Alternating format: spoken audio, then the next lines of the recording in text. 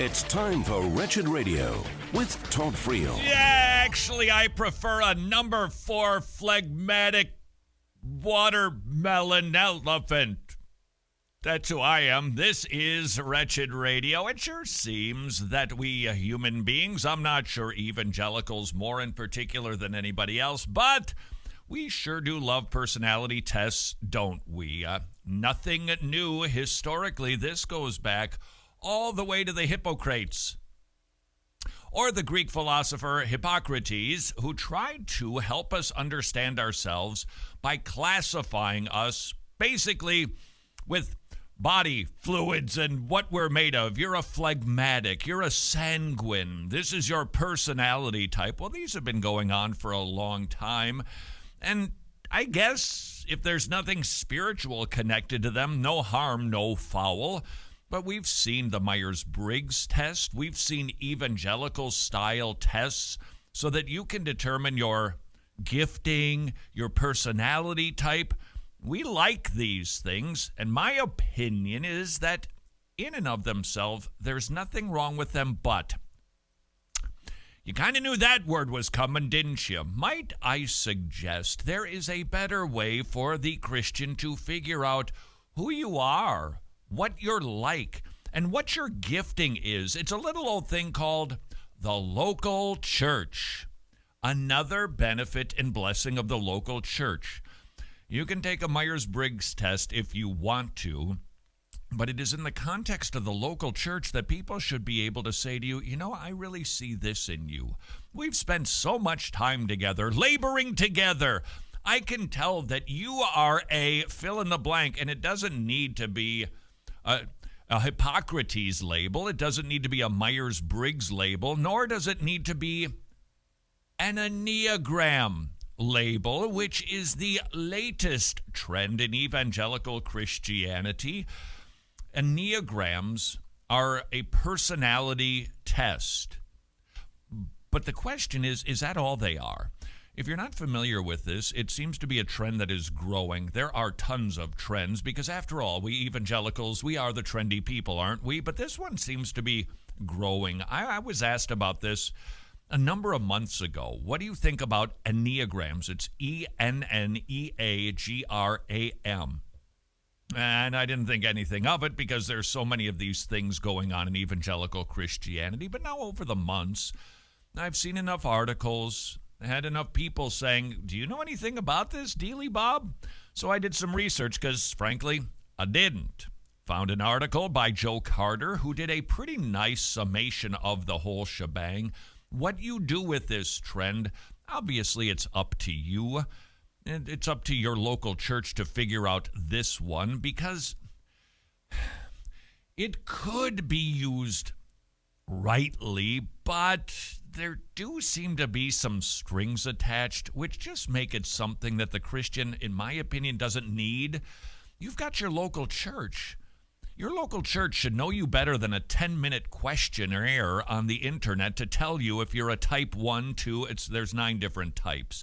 The Enneagram, if you want to try to visualize this, it's a symbol.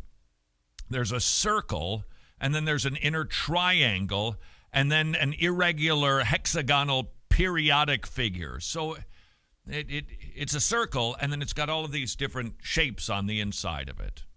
And then you try to figure out which shape you are by answering some questions. There's a 10-minute and there's about a 40 or 50-minute more thorough questionnaire because you can know an entire person and what they're like in 10 minutes or less, can't you?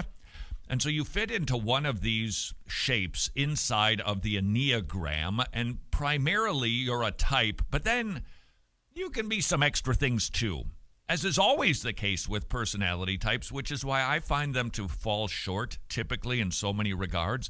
Nobody's cleanly a this or a that. Nobody's perfectly this. You're always, well, yeah, I'm a little bit of that too, but it's kind of you're a mostly this. Now, here are the types. We're not going to do all 9, but you'll get the gist. Type 1 is the reformer, rational, idealistic, principled, purposeful, self-controlled, and perfectionistic. Now, you probably think you're at least some of that in some regard, in some ways. Type 2, the helper, caring, interpersonal type, demonstrative, generous, people-pleasing, and possessive. Okay, here's a question for you. Who determined these types? Who said this is the type that you are? And that is why I don't think this is the best way to figure out your gifting in the local church, because it kind of puts you into, not a box, but it puts you into a shape. And we're more nuanced than that. And furthermore, who says this is what this is?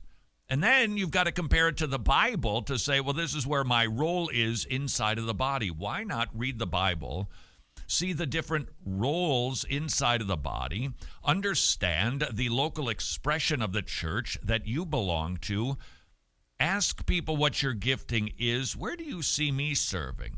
And if this is the beauty of the local church, somebody there should know you this well to be able to tell you, you are always Johnny on the spot to help. It's amazing. No matter what the chore, you are just so helpful all the time. Now, they said you're helpful. You're somebody who gets stuff done. You are quick to volunteer. So does that mean that you are caring, interpersonal, demonstrative, generous, people-pleasing, and possessive?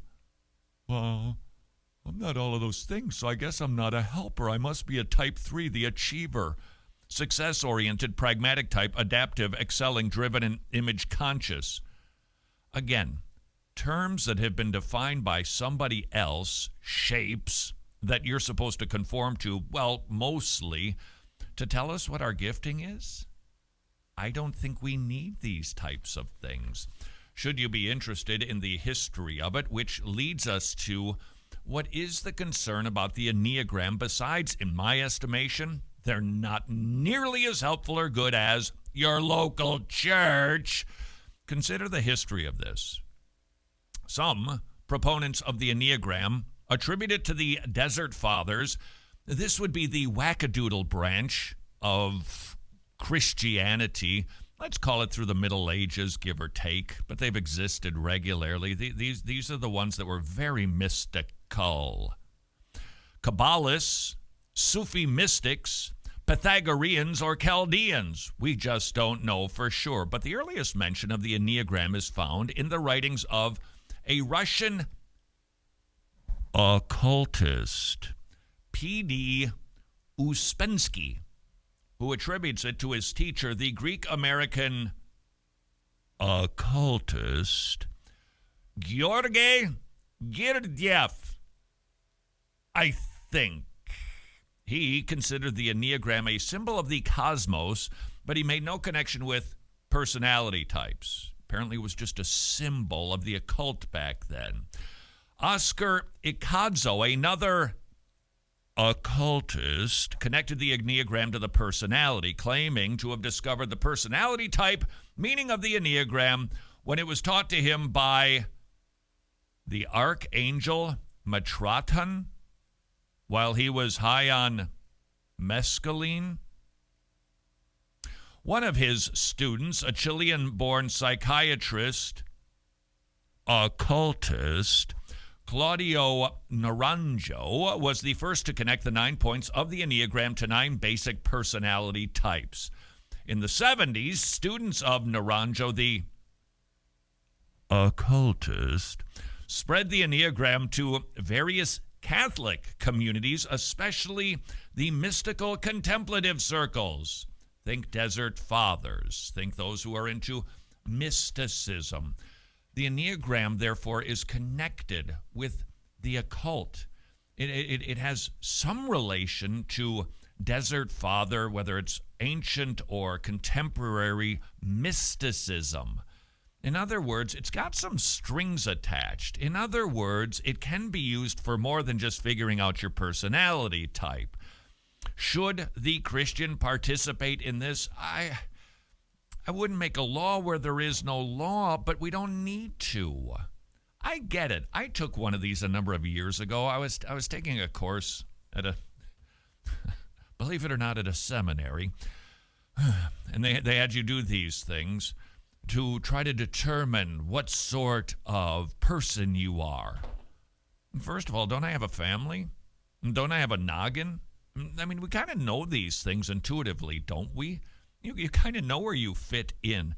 there's something about these things that I think is just, we just are attracted to it. I don't know what it is, but there's just something about it that we seem to like. And I would suggest to you, because of its occultic connections, the potential mystical element, because we don't need such things, because we have the local church, which is going to be more precise, more helpful, and more, what is that word? Biblical than any other personality test that we can take. Let us avail ourselves of one another to help one another see ourselves from perhaps an outside perspective so that we know where we best fit in the body, but let us be at the very least cautious, if not outright rejecting any of these occultic-like Enneagrams. This is Wretched Radio. You know how that social media is. You gotta be plugged in and connected. So would you please like, subscribe, or share this video?